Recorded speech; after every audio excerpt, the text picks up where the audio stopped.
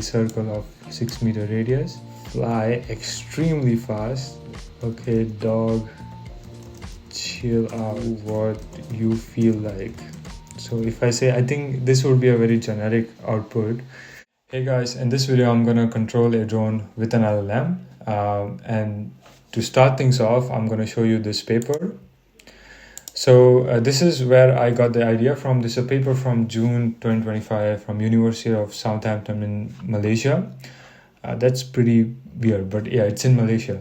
So the thing is, they try to control a drone using LLMs, which is quite interesting. And this is the overall architecture that you can see. It's a very simplified architecture. So here is your PX4. Now it could be actually a hardware or the software in the loop. So first they tested on the software, and then the PX4 drone, if you think, it has a lot of things going on. It has an IMU, a GPS, then it has different states, like is it flying, is it landing, is it told to come home, are there any errors while flying? All this information is there in the PX4, and you send all this information to ROS, which is like a middleware, and ROS is like connecting two different things. You can think of it as like a mesh of cables, and you can always see what's going on in ROS. So you can sort of subscribe to a topic. You can see that what the LLM is requesting and what the LLM is sending. So they have used ROS for this, and this is like a really good thing for robotics, especially when you have to plug in different things together. So these are the open source models that you can run locally on your PC. So all these models they have evaluated, and in this they took like three approaches. They have like two LLM approaches. One is the LLM that is reasoning, and the other is a visual LLM that sees what the drone sees and puts it into a visual context and gives it out. Now, what I mean by visual context is that if you run a YOLO, an object detection, in this feed that you're seeing, you're going to see that there's a person detected at the bottom corner, something like that. But if you run a vision to language model, it's going to tell that a person is explaining about something, or a YouTuber is explaining about something, So something that has context to it. Now, why is it helpful in drones? Because let's say you want to see if the landing site is clear. You just ask the vision to language model, is the landing site clear? And the vision language to model will say no or yes. Whereas a YOLO would say that, oh, there is this object, but it does not know if the landing site is clear. Okay, so this is the amazing things about VLMs. Now, let's see how they got the result.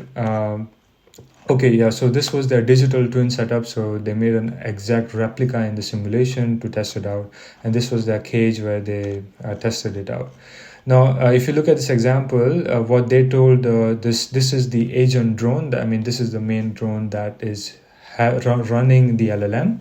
So they asked this drone to go towards another drone in the feed. Okay, that's what they told. So when the drone was flying, it sort of looked around and it saw this drone, and once it saw that drone, it went closer to him. Okay, so this was a setup that they showed a demonstration, and then you can see the result that they got. Now these are the language models that they use for reasoning, and the vision to language model for context. You can see that mission success rate. So they had some missions which they tested upon, and they got like a 40% success rate. This is quite less indeed, mainly because of the LLMs that could be small. So this was the main idea. They use a vision to language model and an LLM all together in order to make sort of like an LLM controlled drone. And this idea was very fascinating. So I said, why not try it? And in this day and age where you can do anything from an LLM agent, it's quite easy. So come here, look at the flowchart of my project that I'm going to show you guys. So here, what I did was, this is your drone, okay? Everything you see here is a drone, and this is you. So you send a command like fly to this height, or like go east, 10 meters east, something that you send from here.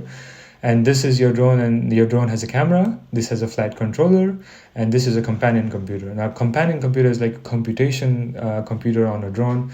And this companion computer is running ROS. Okay, so let's see the first two major things that you give the input, that is the flight controller. So the flight controller is sending some telemetry data. So this is in UART format, which is like the ROS for PX4, something like that. And this has to be converted to ROS. So basically these two things are the converters from like raw to ROS type of converters.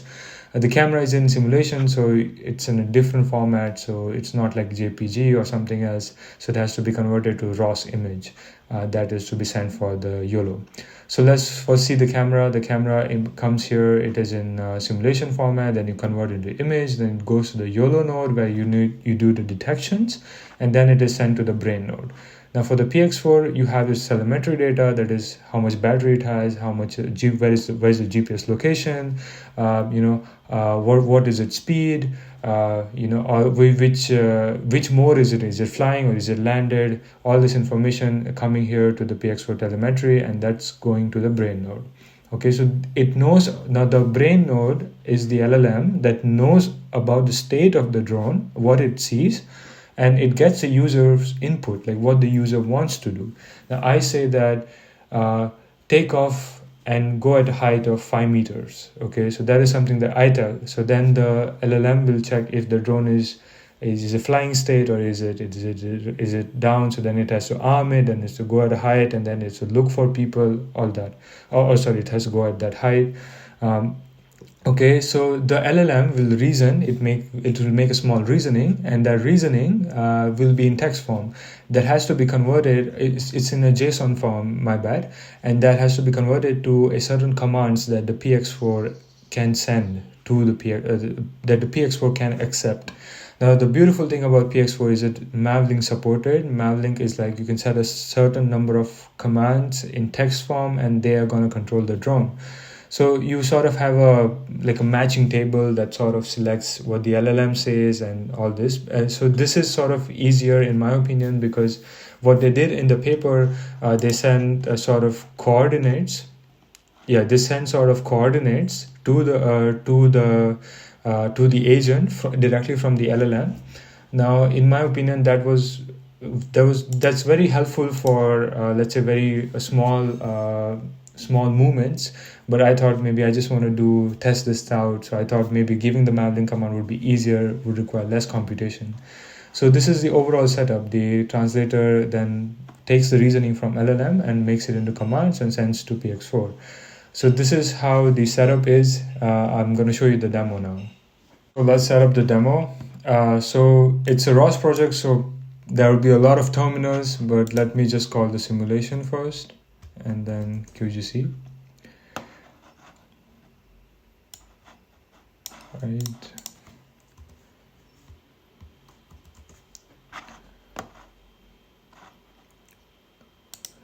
Okay, so we have everything set up. QGC is nothing but it's like you can see what's happening to your drone. You can also see a Google map, so you can see a map, and then you can see your drone. This is your drone, and here you can control it, do whatever you want. And the gazebo is nothing but a simulation. This is as good as having a physical drone with you, but for now, for the testing sake, it's always better to do something in a simulation. So gazebo is a physics engine, you can say, where you can simulate a drone. And now behind me is the project that I have, and let me call the brain node. So this is the project I made using the Anthropic's agent, and it is pretty good. It was able to do most of the stuff that I intended to do, and I set up a simple architecture, and there were a lot of optimizations that were done by the agent on its own for some things that I just did not even think for. I just told it to do, and it did it. So it was quite good. So let me set up the node for the brain. So basically the brain node is the node that I talked about, which this is the brain node that takes in all the it takes in the information all the way from the camera and everything from the user and calls it to the LLM. So that's the brain node that I ran. So I have everything set up. Now whatever I send into so whatever I publish as the user command, this is the user command. So the first easy command I'm going to send is to take off, and the takeoff is like a very generic Mavlink command. It's literally, if you type takeoff, the drone's gonna take off and be at a certain height. So Okay, is it? Oh, I did not. Oh yeah, I did set it up. Okay.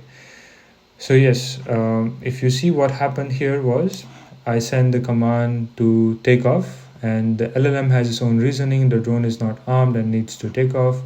Then it says first step is to arm the drone and enter off-board mode. Yeah, we are off-board mode because you're controlling through another PC.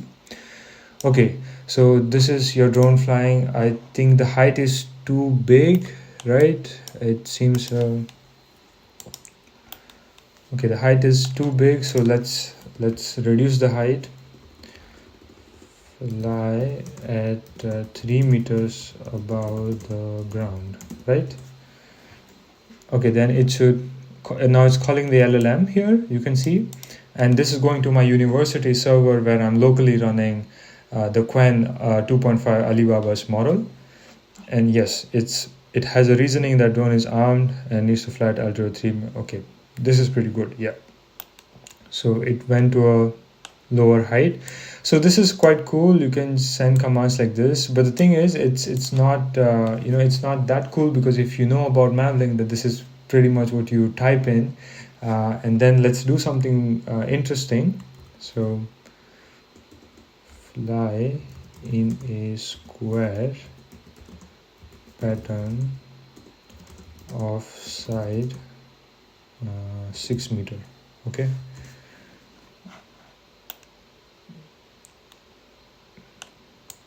so the thing I have done is in my brain node, I've also mentioned a few functions which are like easy. You can see this is, now I told it to fly as a square, it is flying as a square, right? It's somewhat a square, right? Oh, if you zoom in here, you can see the trajectory. Yeah, it's a square. So I feel that it's moving too fast, so like fly extremely slow.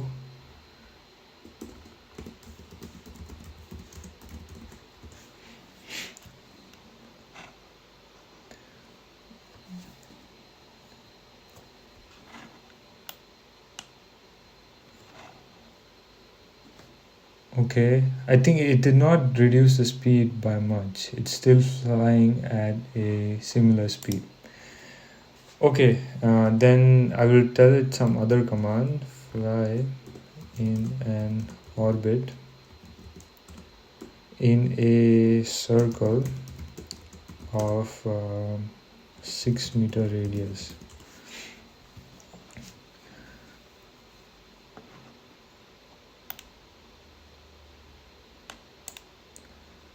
So these functions like orbit and square is not a function in the Mavlink as such, but orbit is like a proper function. So it obeys that command, and it's pretty decent, you can see. Now this is if the speed is like too slow, I want to say that okay, it's doing the circle of 6 meter radius, right? And I'm gonna say that fly extremely fast. Let's see what it does in this case, because I don't want it to fly extremely fast and fall.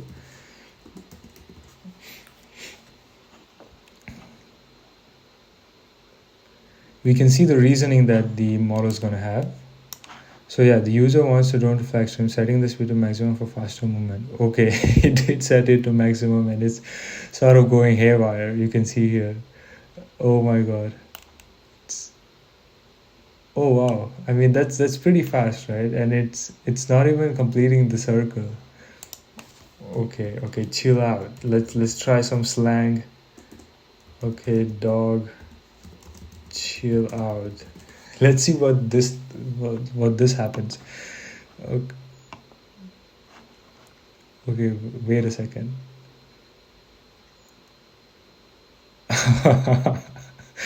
Yeah, I did say to slow down, but it set the speed to 5. That's a bit higher. That's a bit higher. But still, okay. Let's say okay. Slow down,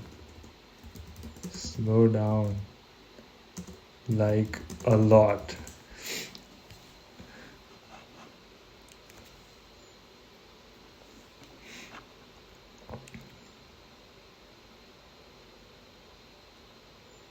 Okay, nice. That's pretty nice. That's pretty nice.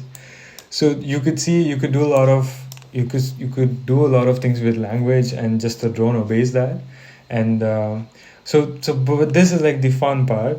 But you could imagine what you could do with a vision language model inside this. Like the camera also is there, so you have like a context of what the drone is seeing, and based on that you could feed it like a much more better feature list. So if the mission is that it's going to do it better, then that's what they did in the paper. So I'm going to tell it like a step like fly around and see if you can find a car. So I have the YOLO integrations done, but it's not working because you see the YOLO detections as 0. Primarily because there's nothing there, but I've put a car somewhere, yeah. And the thing is, I'm not able to see the detections from YOLO. So when I send this, when this command, the LLM reasons is the user wants the drone to search for a car by flying around. So when I say flying around, it is automatically understanding that as an orbit command. Oh, where is the drone? Yeah, it is orbiting. Yeah, so automatically understand it as an orbit command. That is something good because if you want to search, it's better to orbit, right? Oh, I think I lost it. It's not visible. Anyways, no worries. We can come back to home position.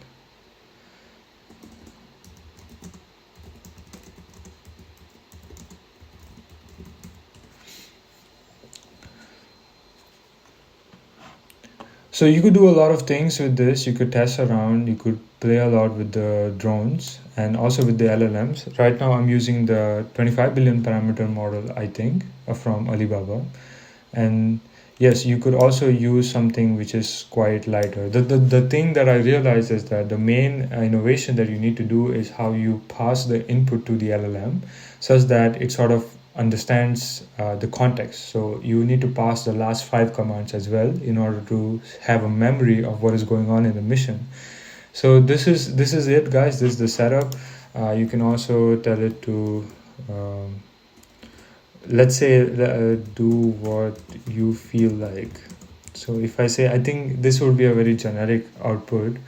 So the LLM's not going to say anything because I don't think they're designed. I mean, obviously it's not sentient, but let's see what the yeah, I mean, how you pass the input. Yeah, okay, this is pretty good. The user is given the drone free rein to do what it feels like since there are no specific instructions and detections holding position. That's quite good. So I'm gonna say good boy, return to land. So this is what you could do. You could sort of control a drone with an LLM. And since it's working in the simulation, you can test it physically on a actual drone, but it should also have some safety caps which you can configure in the QGC by checking the parameters of PX4. So this is it, guys. You could also make it more interesting with the camera feed, which I'm experimenting upon. And if you have any suggestions, any recommendations, please leave them in the comment section. And if you'd like to see this more, please let me know. And have a nice day. Have a good weekend. Oh, sorry. Have a nice day, guys, and enjoy.